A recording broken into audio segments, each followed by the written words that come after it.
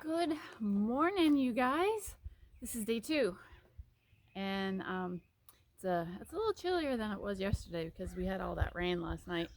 It rained halfway through the day, all the way overnight, and all that stuff. So today it's sunny. The sun's starting to come out, and it's a little bit nicer as far as temperature. It's cooler.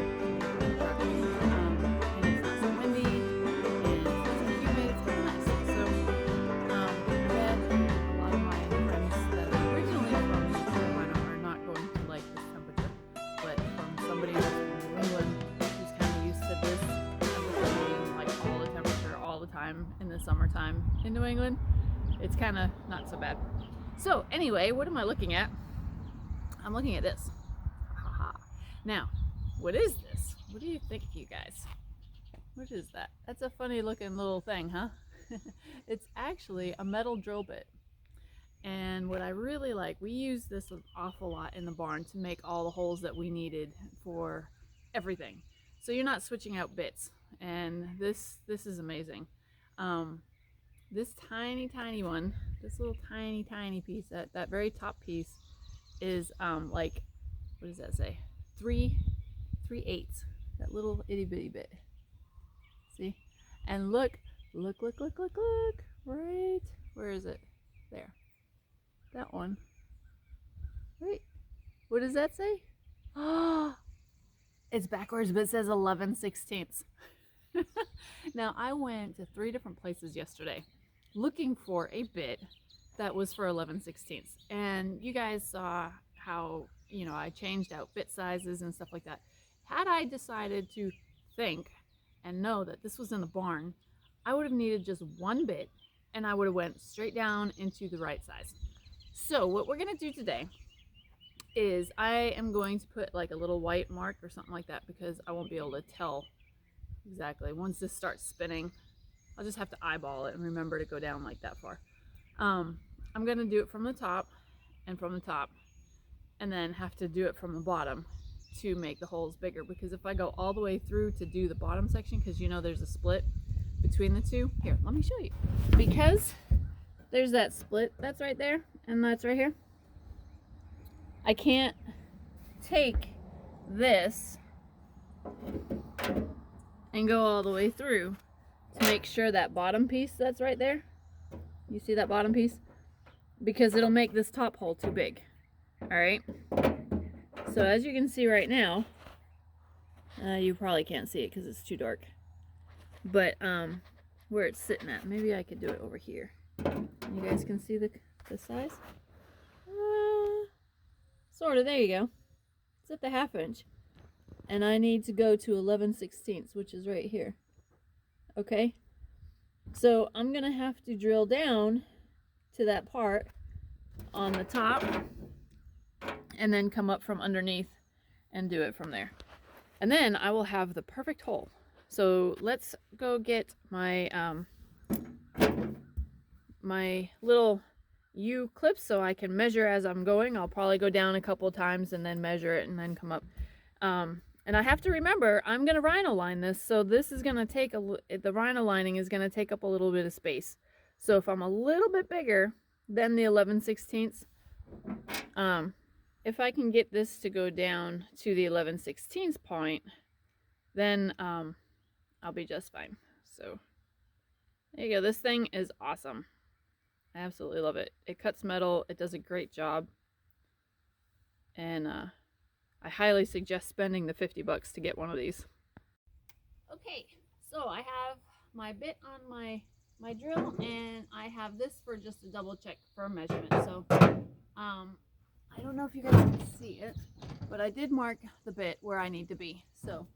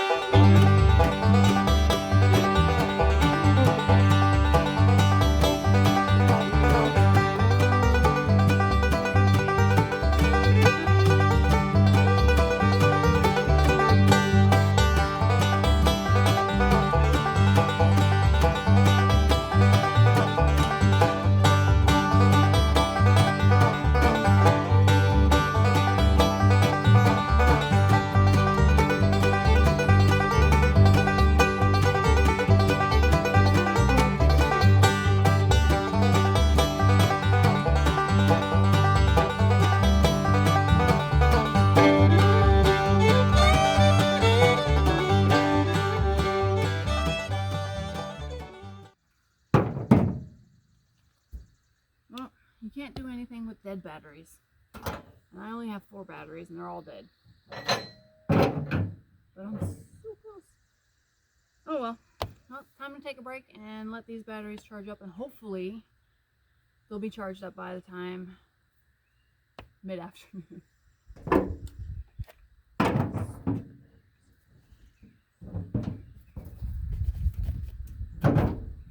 Well, I got 2 batteries. Crazy things didn't charge up all the way. But, you know, oh well.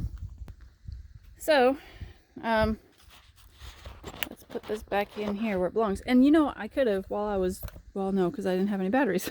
I was going to say, I could have been doing this, but I didn't have batteries. Oh well. So let's get that part fixed.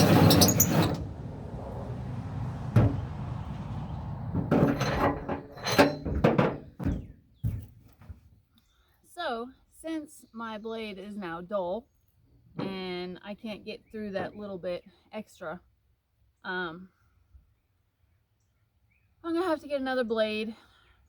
Doesn't quite fit like this one. So I guess what I'll do, since everybody's closed for the holidays, I'll do this part. That should be easy.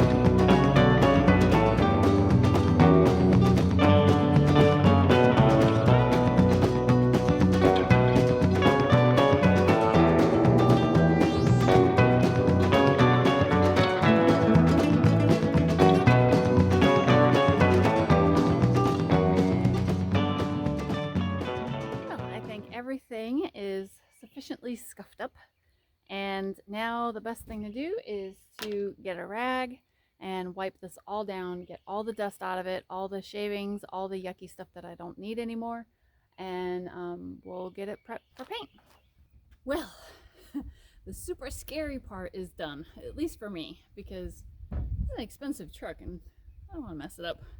So I messed it up. So now the next step is to put on the Herculiner. So this should be interesting to see how this works. It says just 3 easy steps. Yeah.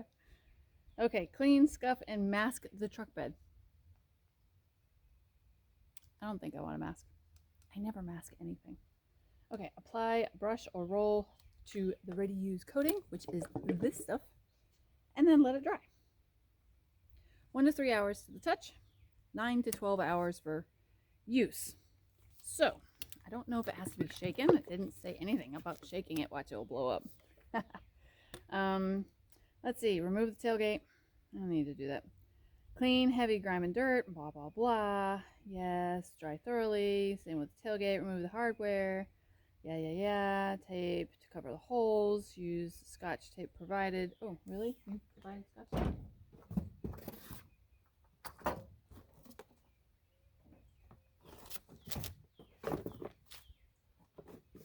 I see no scotch tape. I have a scuffer. My receipts and a paintbrush. Here's my other receipt. I need that stuff. Just that way I can find out exactly how much this costs and see if it was worthwhile to do it or have somebody else do it. Oh, this is funny. Yeah, this is from the scrapyard from when I bought this stuff from yesterday. That was an $18 part. And then like this was from the other hardware store that I had to go to. That was a $13 part. And that's the receipt for that. So we'll put all these together. And then that's that. No, I see no tape. Oh, look at this. There's more directions. But at least it has pitches. Oh, too funny. All right, well then, this seems pretty easy. It doesn't say anything about, oh, it does say to stir it. I have to stir it. You want to shake? No. It says stir thoroughly before using and while you are working. It keeps all the rubber particles suspended and ensures even application. So you know what I could do is I could just take sand and go all inside there, from inside there, because it's granite dust in the barn. And I could take it. Husband is right here. So I'm not really just talking to nobody because it looks like I was just she talks talking to herself to way all up there. the time. But I mean, I could grab some of the granite dust that's in the barn and I could, while this is tacky sticky, I could throw it on there so it gives it extra squishy Texture. Coming from the non-guy. And for the record, for Father's Day, what I want is a new vise. Y'all heard it here first. I need you for a minute. Oh, okay. We'll be right back. Cut to commercial.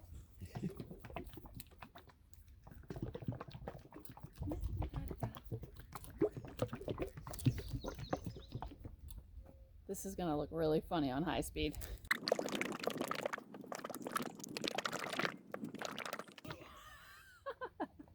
Oh, too funny. All right. Oh. Whew, it's stinky. Yeah. Ooh, is that stinky? Alrighty. I'm missing a tray. I could dunk that in there. I could just dump it and then roll it out. We'll do this right. So, got myself a thing, stir stick. And do it right. Right, Lex?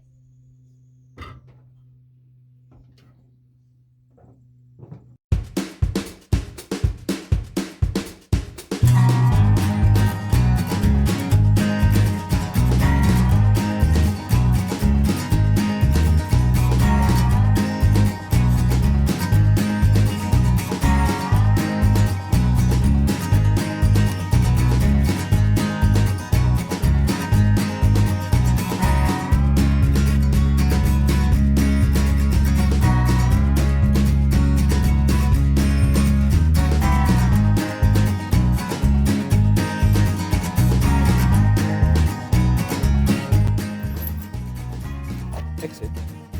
Stay good.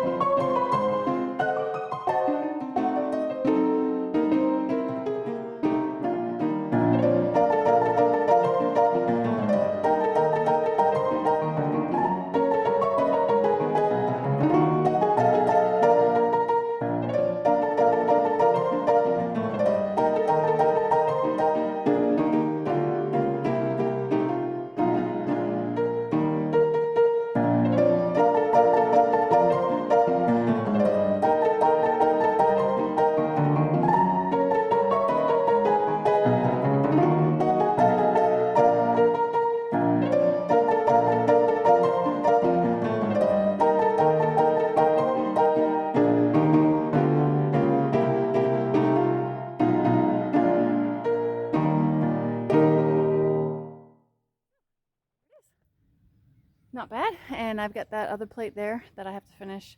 Well, it's finished, but I gotta put it back on here again. But it's pretty easy, and I still have quite a bit left over. I have nearly, like, I don't know, half a gallon. So I don't think I put it on thin. I still don't like how shiny it is, but I guess it'll darken up a little bit. But we've got the holes and everything. That's all done, so now we can run the wiring. In a couple hours, this will be dry. Looks like the rain will hold off, so I think I've got it good there. But the biggest part is if you're doing this yourself and you're an awful painter, you should be fine. But if you can stipple, brush, you know, dot, dot, dot, dot, that's stippling. Then you can do this. And then when you roll it, you take your brush back and you stipple it just to make sure you don't have any runs or any like wet looking spots like puddles and stuff like that. So once you do that, I think it's just fine. Kind of like, oh, I found one.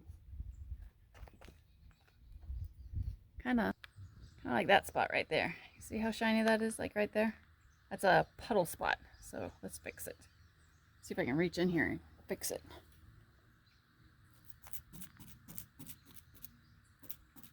There. Now it won't look like a puddle. There, see, now it looks better. So I'm just gonna watch the part, and then as it dries, it's getting stickier. So it's making this really easy to touch up here and there. But I'm really impressed with it. I mean, there's a lot of good grip to it. I was gonna take some of the dust that's in the barn and throw it in here, but I don't think I need it. Here, let me show you my husband's and you can compare. This is husband's. This is his done, and his was done by the factory. And obviously it's a couple years old, but I guess it maybe because it's worn down a little bit, but his is turned more matte versus mine is more very glassy. But his is nice, but his is chipped in a couple places here. So I'm gonna go ahead and I'm gonna go back and I'm gonna fix all of this for him. As you can see, some of it's peeled up a little bit, so I'm gonna pull that off and we're gonna fix that for him, because this is just from somebody who did the tape, put the tape there. They did a crappy job. So I didn't put tape on mine, and you know, a couple of these little spots I'm gonna see if I can trim up a little bit. So What are you doing in my truck, woman? trying to fix it. Trying to fix your truck. Okay, crazy horse lady, what's on the plan today?